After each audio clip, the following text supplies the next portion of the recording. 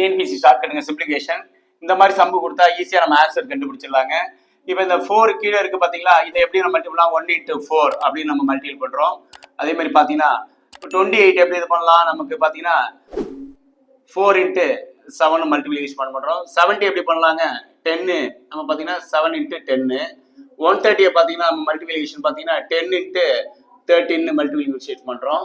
இப்போ இது உள்ள கம்பாரிசத்தை பார்க்குறோம். இப்போ 4ல் 1 மைனஸ் பண்ணும்போது என்ன நமக்கு 3, அது எங்கேயும் பார்த்தீங்கன்னா நமக்கு அது மாதிரி 3, 7லேருந்து 4 மைனஸ் பண்ணால் 3, அது மாதிரி 10லேருந்து நம்ம 7 மைனஸ் பண்ணால் 3, 13லேருந்து பார்த்தீங்கன்னா 10 மைனஸ் பண்ண 3, ஒரு கம்பாரிசன் தான் பார்க்குறோம். இப்போ பார்க்கும்போது நமக்கு கம்பாரிசன் 3 நமக்கு கிடைக்குது இல்லைங்களா? அப்போ என்ன பண்ணுறோம் இந்த இடத்துல பார்த்தீங்கன்னா, இந்த இருக்கு பார்த்தீங்களா, மேலே உள்ள நம்பர் 1 இருக்கு இல்லைங்களா, அந்த 1 எத்தனை இருக்கு? நமக்கு 4 இருக்கு இல்லைங்களா? அப்போ 1 + 1 1 + 1 நம்ம ஆட் பண்ணுறோம். கீழே என்னன்னு பார்த்தீங்கன்னா, இந்த ஃபர்ஸ்ட் நம்பர் 1 இருக்கு இல்லைங்களா, 1ஐயும் லாஸ்ட்ல உள்ள இந்த 13 நம்ம மல்டிபிள் பண்றோம். 1 into 13 மல்டிபிள் பண்றோம். இப்போ பாத்தீங்கன்னா நமக்கு ஆன்சர் வந்து போகும்போது 4 1 into 13 என்னன்னு பாத்தீங்கன்னா நமக்கு 13ங்க ஆன்சர் தாங்க. ரொம்ப சிம்பிளான லாஜிக் தாங்க.